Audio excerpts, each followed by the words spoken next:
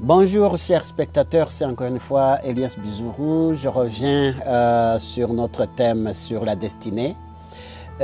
Aujourd'hui, on va parler d'un piège qui peut nous empêcher d'arriver à notre destinée. Le destin, il vient de Dieu. Et Dieu est le maître de tout.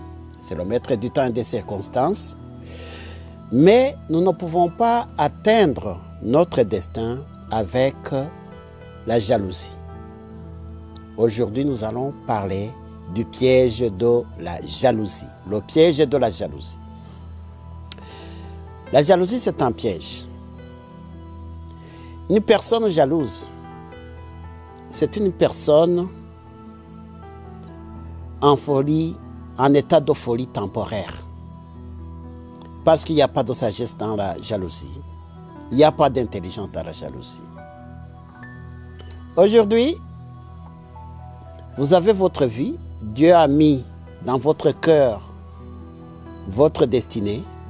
Mais au lieu de regarder ce que Dieu a mis dans votre cœur, nous regardons les autres. Nous regardons le succès des autres. Et nous voulons être comme eux ou elles. Ça, c'est vraiment un manque de sagesse et un manque d'intelligence. Si nous voulons aller plus loin dans notre destinée, il faut éviter à tout prix le piège de la jalousie. Aujourd'hui, tu es triste,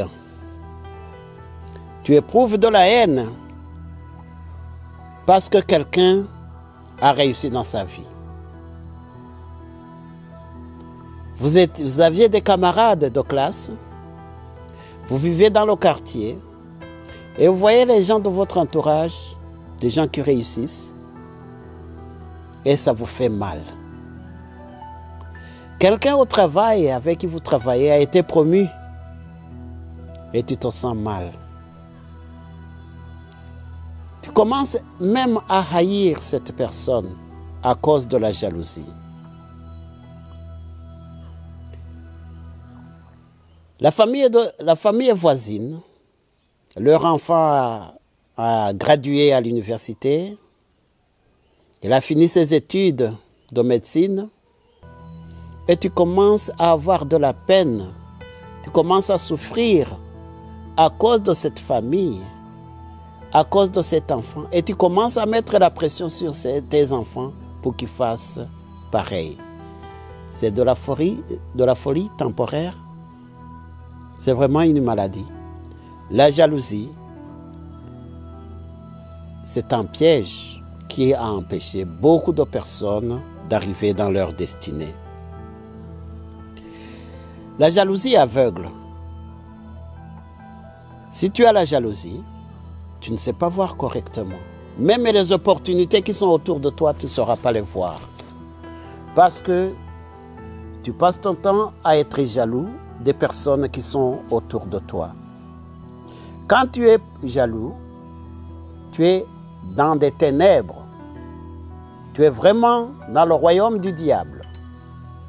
Une personne jalouse est dans les ténèbres. Jésus l'a dit dans Matthieu chapitre 6, versets 22 à 23. L'œil est la lampe du corps. Si ton œil est en bon état, tout ton corps sera éclairé. Mais si ton œil est en mauvais état, tout ton corps sera dans les ténèbres. Si donc la lumière qui est en toi est ténèbres, combien seront grandes ces ténèbres?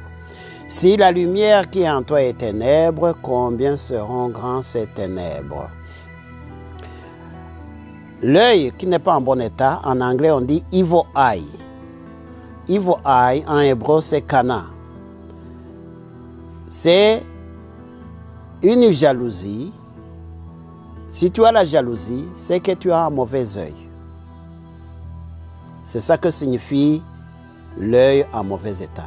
Ça veut dire que quand tu as la jalousie, tu es dans les ténèbres. Et Jésus dit, combien seront grandes ces ténèbres? Ces ténèbres sont grandes. Ça veut dire qu'une personne jalouse, c'est une personne qui vit dans les ténèbres. Ce n'est pas une personne qui vit dans le royaume de Dieu. Dans le monde ici, beaucoup de gens vivent dans la jalousie, vivent dans les ténèbres, même à l'intérieur des églises. Les gens, ils sont dans les églises, mais ils sont en même temps dans les ténèbres, à cause de la jalousie. Tel a été élevé par Dieu, et tu te sens jaloux, tu n'aimes pas. Qui es-tu pour ne pas aimer ce que Dieu aime, pour ne pas apprécier ce que Dieu a fait? Si Dieu a élevé tel, pourquoi ne pas être content pour cette personne? Si Dieu a fait du bien à cette personne, Dieu sait pourquoi il a fait ça. Au lieu d'être heureux avec la personne, toi tu commences à avoir de la peine. Tu commences même à haïr cette personne. Il faut te rappeler que dans la Bible, c'est dans 1 Jean, où c'est écrit que celui qui n'aime pas son voisin, c'est un meurtrier. Et un meurtrier n'a pas la vie éternelle. C'est dans 1 Jean, chapitre 3, verset 14. Quiconque hait son frère est un meurtrier. Vous savez qu'aucun meurtrier n'a la vie éternelle devant lui. Donc, si vous haïssez quelqu'un parce que Dieu l'a élevé, Dieu lui a fait du bien, vous êtes un meurtrier. Vous êtes un meurtrier comme Canaan. Une personne jalouse, c'est un meurtrier. Pourquoi alors accepter d'être meurtrier? Tu es chrétien. Tu veux vivre la vie chrétienne. Pourquoi être jalouse? Pourquoi avoir cette émotion négative de jalousie? La jalousie, elle détruit la personne qui la possède et finira par te détruire. Dieu ne va jamais te bénir parce que tu es jalouse. Dieu a mis des choses dans ton cœur et toi tu es jalouse d'autres personnes. Est-ce que tu as déjà vu les mains d'une personne? Regardez ses doigts. Est-ce qu'elles ont la même taille? Les doigts d'une main n'ont jamais la même taille. Il faut savoir que Dieu, il élève l'un, il abaisse l'autre. Il donne à celui-ci et il ne donne pas à celui-là, selon sa volonté et selon son propre but et pour sa gloire. Il n'est pas bon pour un chrétien d'avoir de la jalousie. Dans la Bible, on a beaucoup de passages qui nous parlent de la jalousie. Des gens sont morts à cause de la jalousie. Souvenez-vous de l'histoire de Korah. C'est dans Nombre, chapitre 16, du verset 1 à 35. Vous allez lire cette histoire. Korah et ses acolytes, ils ont eu la jalousie contre Moïse. Ils voulaient prendre sa place de leadership, mais ce n'était pas ça le plan de Dieu. À cause de cette jalousie, la terre a ouvert la bouche et les a avalés. Ils sont morts. Ils sont allés là où ils méritent, dans les ténèbres. Souvenez-vous de l'histoire de Joseph, qui a été vendu par ses frères à cause de la jalousie. Souvenez-vous de l'histoire de Caïn, qui a été jaloux de son frère Abel, qui a fini par le tuer. La jalousie, elle tue. La jalousie, elle détruit. Elle détruit non seulement les personnes que tu jalouses, mais elle aussi, elle détruit la personne qui possède la jalousie.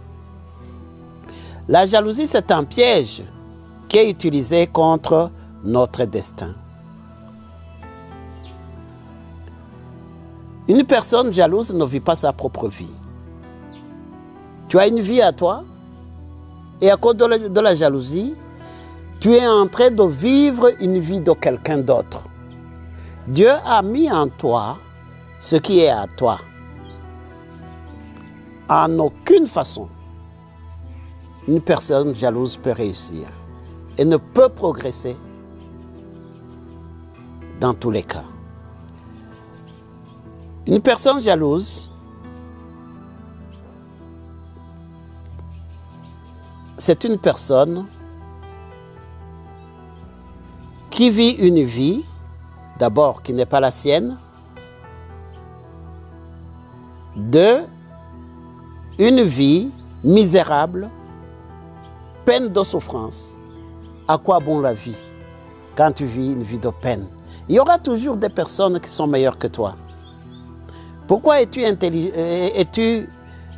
mécontent parce que cette personne est plus intelligente que toi?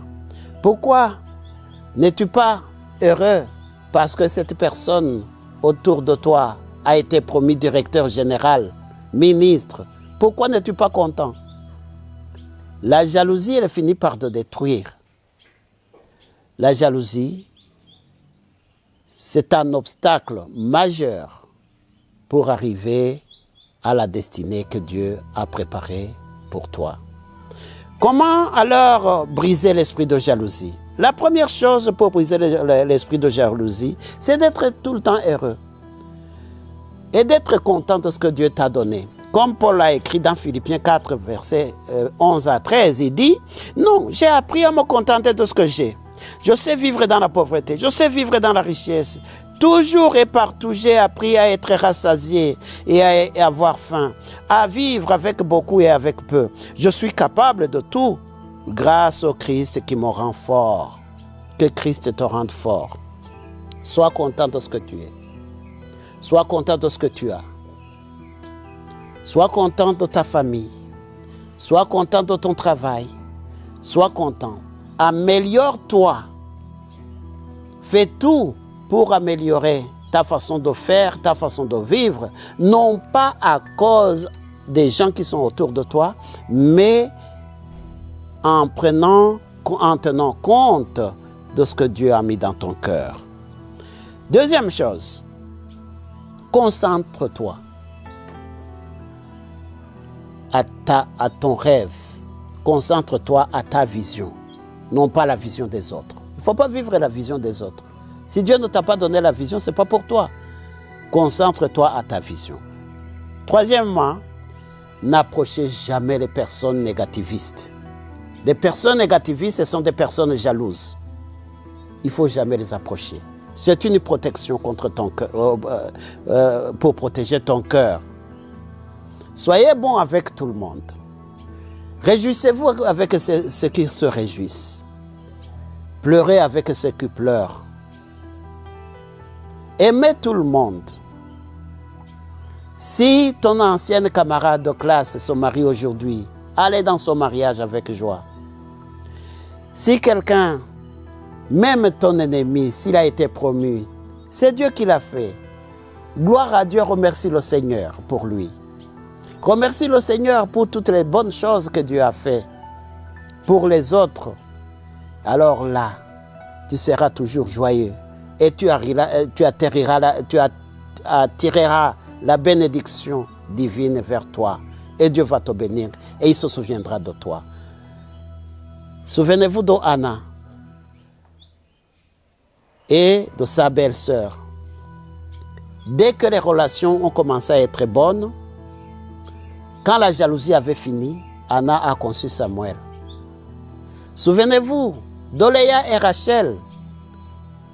Quand Rachel a vaincu la jalousie intérieure par rapport à sa sœur Léa, elle a conçu et enfanté Joseph.